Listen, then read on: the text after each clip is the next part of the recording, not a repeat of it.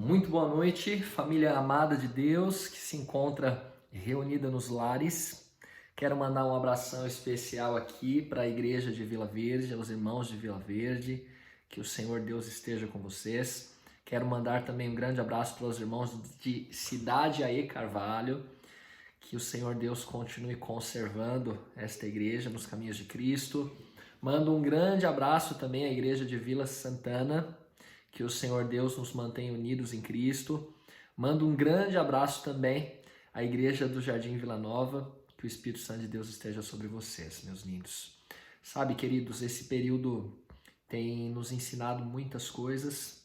O momento de crise, o momento de dificuldade, ele tem essa função. A gente acaba aprendendo a duras penas, né? Nas provas é que a gente aprende as lições mais importantes da vida. As maiores lições da vida, elas acontecem não em dias de mar calmo, mas em dias de dificuldade. E uma frase que gosto muito também é a que diz que as estrelas se mostram em meio à escuridão. A luz do cristão, ela brilha mais claramente nas horas escuras. Que o Senhor Deus reine na sua vida, que o Senhor Deus reine na sua casa. Nessa noite quero convidar você a orar, pedindo a bênção de Deus sobre o nosso lar, nossa casa e também sobre o estudo da palavra que faremos agora. Vamos orar? Querido Deus e Pai, eu agradeço ao Senhor por mais um dia de vida, mais uma semana que começa na sua presença. Aqui, ó Deus, através desse vídeo que chega nos lares, estão, ó Deus, pessoas buscando ao Senhor, homens, mulheres, famílias, sedentos, ó Deus, de ouvir a sua voz. Então peço, por favor, não fale eu, o Senhor sabe o quanto sou falho, mas que o Senhor use esse instrumento pela sua graça somente, e que a sua palavra hoje alcance a cada um de nós, em nome de Jesus. Amém. Amém. Antes da gente abrir a Bíblia, eu queria mencionar o seguinte, eu tenho ao longo dos domingos que tenho falado, domingo retrasado foi a última vez que eu fiz uma postagem de um vídeo, tenho procurado tentar trazer mensagens que fortaleçam a nossa fé, relembrando coisas elementares a respeito da vida cristã, como a fé, o desenvolvimento dela, o papel da palavra de Deus na nossa vida, a autoridade da Bíblia sobre a nossa vida. O quanto nós podemos crer que a Bíblia é palavra de Deus e segui-la fielmente. Mas hoje eu queria usar um caminho um pouquinho diferente, dizendo logo a título de introdução que se você quiser duvidar da Bíblia, você vai ter essa possibilidade, sabia? A Bíblia, ela dá para você a possibilidade de duvidar. Está aberta essa possibilidade. Apesar de tudo que a gente sabe a respeito de Bíblia, né, de manuscritos de Qumran, né, de que o texto que havia antigamente chegou até nós hoje, de que Antigo Testamento e Novo Testamento têm uma coerência maravilhosa. Apesar de a gente saber coisas desse tipo, a gente também tem que reconhecer que sim, tem muitas razões para quem quiser duvidar da Bíblia. Inclusive se você quiser fazer isso. A Bíblia diz, por exemplo, que Matusalém viveu 969 anos. Você já viu alguém viver tanto tempo assim? Pois é, nem 200, né? Nem 200 anos. A gente não viu isso acontecer. A Bíblia diz, por exemplo, que houve um dilúvio que devastou a terra inteirinha. Já viu uma chuva assim? Por maior que sejam as tempestades, as chuvas, elas não são tão destruidoras, tão devastadoras assim, apesar de sim. Mas o dilúvio, a Bíblia diz que devastou a terra inteira. Já viu isso? A Bíblia diz que Moisés, ele abriu o Mar Vermelho. E aí, hein? Acredita num negócio desse? Se até hoje eu não vi ninguém nem abrir uma piscininha infantil. A Bíblia diz que Jonas foi engolido por um enorme peixe e sobreviveu. 3 dias ele ficou ali. Imagina. E tantas outras coisas que dão margem para a gente duvidar que a Bíblia diz. Todos os milagres, né? Tudo aquilo que é extranatural, sobrenatural, além daquilo que a gente pode compreender. eu convido você a abrir a Bíblia em Mateus capítulo 12, verso 40, porque mesmo trazendo esses pontos aí, alguns, né? E claro que existem muitos outros, mas alguns pontos aí de dúvida, eu imagino que você creia em Jesus. E eu queria que você visse o que Jesus disse em Mateus 12, verso de número 40. Diz o seguinte: pois como Jonas esteve 3 dias e 3 noites no ventre do grande peixe, assim estará o Filho do Homem 3 dias e 3 noites no seio da terra. E agora? Você crê na ressurreição de Jesus? Você acredita nisso? Veja, esse é um ensino clássico da palavra de Deus, claro, categórico. A Bíblia diz que Cristo ressurgiu, Cristo deu a sua vida, mas ressuscitou ao terceiro dia. E Jesus, ele, ao falar da sua ressurreição, ele faz uma comparação e ele pega justo uma das histórias mais difíceis de acreditar da Bíblia, a história de Jonas, e fala que assim como Jonas esteve 3 dias e 3 noites dentro de um peixe, Jesus estaria 3 dias e 3 noites no coração da terra. Veja, existem razões sim para a gente duvidar de muitas coisas na palavra de Deus, mas eu, em nome de Jesus, quero dizer para você que se você investigar com sinceridade, com humildade, você vai ver que tem muito mais razões para crer na palavra de Deus. Se você entrar em contato com a palavra de Deus com humildade e buscar com sinceridade conhecer o que a Bíblia diz e abrir o seu coração para o Espírito Santo de Deus falar, eu sinceramente creio que Deus vai se mostrar a você. Eu que falo a você agora, fui alguém que até meus 20 anos de idade, eu não acreditava em Bíblia, não acreditava em palavra de Deus. E hoje, depois de estudar a palavra de Deus, a palavra que hoje eu prego, que eu anuncio, se a Bíblia dissesse que foi Jonas que engoliu um grande peixe, eu acreditaria. Tá, mas eu estou falando isso por causa de uma fé cega? Não. Repito, eu falo isso porque existem muito mais razões para crer do que razões para duvidar. Por exemplo, sobre a ressurreição de Jesus, sobre a ressurreição de Cristo. Existem inclusive evidências históricas dela, queridos. É claro que a gente não precisaria disso, mas para um pesquisador sincero, eu acho importante isso. Se você pesquisar, por exemplo, sobre o historiador Flávio Joséfo, que era judeu, não era cristão, tá bem? Não cria em Jesus como Salvador, mas Flávio Joséfo, nos escritos dele, um historiador reconhecido, ele menciona que os discípulos de Cristo acreditavam que Jesus tinha morrido e ressuscitado. Alguém já vai dizer assim, ah, tá, tudo bem, ele só está contando que algumas pessoas, por loucura, acreditaram em algo. Só que sabe qual que é a maior evidência a favor da ressurreição de Cristo? É que milhares de pessoas, não uma só, milhares de pessoas deram a vida. Foi uma loucura coletiva? Não creio, queridos, não creio. Era algo que as pessoas defendiam e, quando ameaçadas de morte, elas mantinham. E elas afirmavam isso e não ganharam nada em troca nesse mundo, a não ser desprezo, perseguição e morte. Jesus comparou a sua ressurreição com Jonas estando dentro do ventre do peixe. Você acredita nas duas coisas? Sabe, queridos, Deus ele não pede para nós uma fé cega, sem bases. Saiba que Deus ele nunca vai exigir de você que você creia sem te dar bases firmes para você alicerçar a sua fé. A fé não é cega. A fé não é irracional. Deus ele apela sim à nossa razão. Quando eu olho como Deus ele trabalhou comigo, eu vejo que Deus ele foi se revelando progressivamente de maneira muito sábia. E eu sim sempre acreditei em Deus, mas não no Deus da palavra, no Deus da Bíblia. Para mim, Bíblia era um livro apenas humano. Então, a primeira coisa que Deus provou para mim foi o contrário. Quando alguém me mostrou Daniel capítulo 2. Eu vi que a Bíblia não poderia ser um livro apenas humano. Tem o elemento divino. E a partir dali eu comecei a entender que tudo o que está escrito na palavra de Deus se cumpre.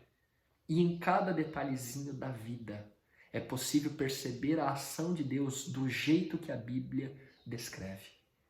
Amigo, tem muito mais razões para crer do que para duvidar. Mas é verdade sim, quem se aproximar da Bíblia disposto a duvidar, vai ter motivos para isso. Então tem algumas verdades que a gente precisa saber, que eu penso serem importantes ao nos aproximarmos da Bíblia. Tá bem? A partir de agora eu listei aqui algumas coisinhas, como seria adequado a gente se aproximar da Bíblia. Eu penso que uma coisa que é fundamental saber é de que realmente não é possível a gente entender tudo o que a Bíblia diz. 100%. Ai, que loucura o pastor está falando um negócio desse. Então já tem que desprezar a Bíblia. Joga a Bíblia fora. Se não dá para entender tudo, joga a Bíblia fora. Entenda uma coisa. A Bíblia, assim como o seu autor, que é Deus, apresenta mistérios que estão além da nossa compreensão. Como entender, por exemplo, plenamente a origem do pecado? Como entender plenamente o que foi a encarnação de Cristo, 100% Deus, 100% homem? Como explicar com palavras, e mesmo pelo que a Bíblia diz, completamente a ressurreição de Jesus? Você consegue entender os detalhes disso? Não. E nem vamos entender, porque está além da capacidade da mente humana. São assuntos muito altos para a capacidade rasa da mente humana. Agora eu pergunto, por que você não entende algo, você deve rejeitar? Lógico que não. Você precisa saber tudo sobre mecânica para poder usar um carro? Ah, você mesmo um mecânico, ele sabe tudo sobre mecânica? Você precisa saber tudo sobre energia elétrica para poder acender a luz e usar a energia elétrica, tomar um banho quente? Sabe, gente, tem muitas coisas da vida que a gente usa, aliás, tudo, sem entender tudo.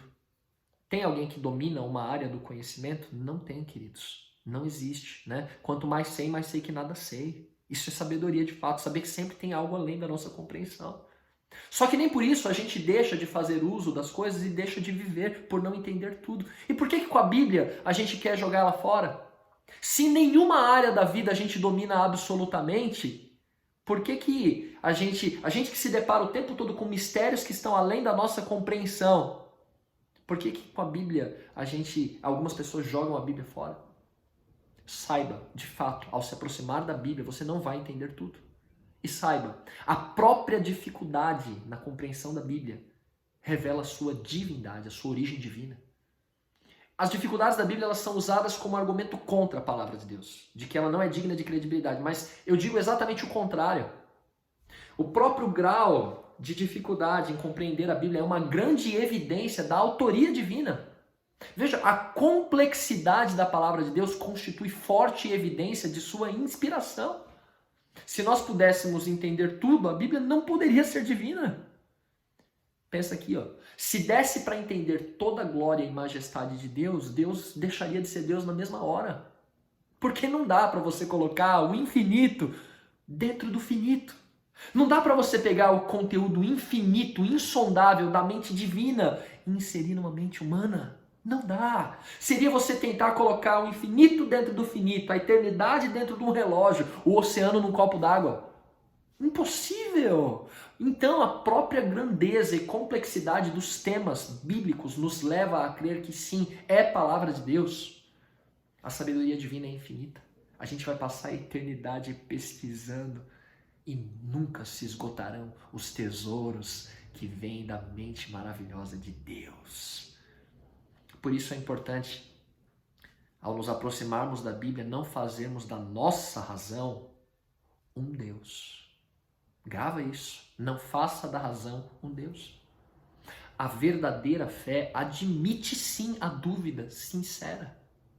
Nós precisamos tomar cuidado para não endeusar a nossa razão. A gente deve sim pensar, a fé tem bases racionais. Deus não nos chama para termos uma fé cega, mas lembre-se que a sua mente às vezes se engana. O coração do homem é enganoso, a própria Bíblia diz isso. O cético, por não entender tudo, acaba jogando a Bíblia inteira fora, quando a Bíblia deve ser investigada e estudada profundamente. Mas sim, há profundezas na Bíblia que nós não conseguimos alcançar. E a própria Bíblia fala sobre isso, texto que eu acho maravilhoso, Deuteronômio 29, por favor me acompanhe. Veja o que diz Deuteronômio capítulo 29, a Bíblia falando sobre ela mesma. As coisas encobertas pertencem ao Senhor, nosso Deus, porém as reveladas pertencem a nós e a nossos filhos para sempre, para que cumpramos todas as palavras desta lei. Veja, existem coisas que estão além da nossa compreensão. E sabe, o interesse do inimigo de Deus é fazer com que você se prenda àquilo que é incompreensível. Algumas pessoas, eu falo isso com todo carinho e respeito, porque talvez eu cairia nesse grupo. Algumas pessoas se consideram tão racionais que podem se sentir até impacientes por não poderem entender e explicar todas as coisas. E aí há um risco muito grande de eu misturar o orgulho com o estudo da Bíblia. E aí eu vou começar a duvidar até das coisas simples e claras que estão na palavra de Deus. E quando um cético fracassa em racionalizar, acaba negando a autoridade da Bíblia, por não aceitar a humilhação de não entender tudo.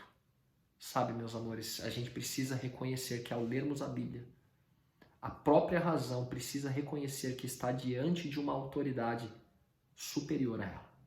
Repito, não estou falando para jogar a razão fora. Aliás, a razão ela deve ser firme no estudo da palavra de Deus, deve se manter firme. Mas precisamos reconhecer que sim, há coisas além da nossa compreensão racional. E é aqui que entra o elemento fé. Fé. E saiba que o Senhor Deus, ao você buscar a palavra de Deus com humildade e sinceridade, vai dar motivos racionais sim, para você ter uma fé com bases sólidas. E saiba que tudo o que você precisa para a sua salvação está muito claro na Bíblia. Tudo aquilo que é necessário para a sua salvação e de quem você ama está muito claro na Bíblia. Mesmo os mais ignorantes e iletrados têm condições de entender. A Bíblia revela o plano da redenção de forma muito clara, simples. Deus enviou seu Filho para morrer em seu e em meu lugar. Simples assim. E Deus oferece a você oportunidade de vida nova. Queridos, isso está muito claro, muito claro. Por isso eu preciso dizer para você, ao você se aproximar da Bíblia, eu acho que o essencial das coisas é experimente. Experimente. Como você pode experimentar a palavra de Deus? Veja, lembre-se que ao você experimentar a palavra de Deus, você vai estar tendo uma experiência ao lado do Deus da Bíblia. Vai estar conhecendo quem é Ele. Jesus disse que as Escrituras dão testemunho a respeito dele mesmo. E como é que você pode experimentar, como é que você pode conhecer algo ou alguém? Bom, os estudiosos da mente afirmam que basicamente há 3 maneiras de você conhecer algo ou alguém. Primeira delas, você pode ouvir o que os outros falam a respeito daquele algo ou daquela pessoa. Segunda maneira de você conhecer é você começar a racionalizar através da observação, através da pesquisa.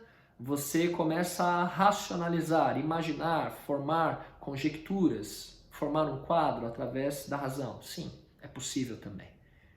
E a terceira maneira é experimentando. Experimentando. Provando. Então vou usar um exemplo aqui. Imagina que você está passando por uma praça e aí você lê num banco, assim, ó, tinta fresca. Tinta fresca, perto do banco, né? Uma plaquinha. Tinta fresca. Então você pode conhecer, tomar conhecimento daquela informação apenas ouvindo o que alguém disse, lendo o que alguém disse, certo? Através do que o outro traz para você. Essa é uma primeira possibilidade. Mas você também pode usar a segunda forma de conhecer. Você pode racionalizar. Você pode começar a olhar para o banco e ver que realmente a tinta está brilhando mais, está com aspecto de molhado, né? Você pode ver até às vezes uma marca de dedo que alguém tentou ali, enfim. Você começa a racionalizar e você fala, olhando realmente esse banco aí, ele acabou de ser pintado, tinta fresca, hein? Mas diz para mim aqui, qual que é o melhor jeito de você saber se a tinta está fresca? É você, chegando com o seu dedão e colocando sobre a tinta. E aí você vai ter certeza absoluta se a tinta está fresca ou não. Ou seja, experimentando. É coisa de moleque arteiro fazer isso, não faça, tá? Mas você pegou a ideia? Pegou a ideia? Sabe, queridos, uma grande angústia que carrego no meu coração como pastor é que eu sei que Jesus é o grande pastor e verdadeiro pastor, e isso, claro, conforta o meu coração, mas é saber que Ele que me concedeu a honra, o privilégio de trabalhar como um pastor, como alguém que o representa. Eu não conheço todas as pessoas como Jesus conhece. Algumas pessoas eu conheço só ouvindo o que os outros me falaram. Outras pessoas eu conheço da impressão que tenho de ver de longe, de ver como se comporta, de olhar para a família. E as pessoas que eu mais conheço são aquelas que eu fui na casa, aquelas com quem falo constantemente, aquelas com quem eu convivo. E por favor, queridos, por favor, tenham misericórdia desse pobre pecador aqui. Estava conversando esses dias com uma irmã da área da enfermagem e ela me falou: pastor, eu partilho dessa angústia. Todo final de plantão,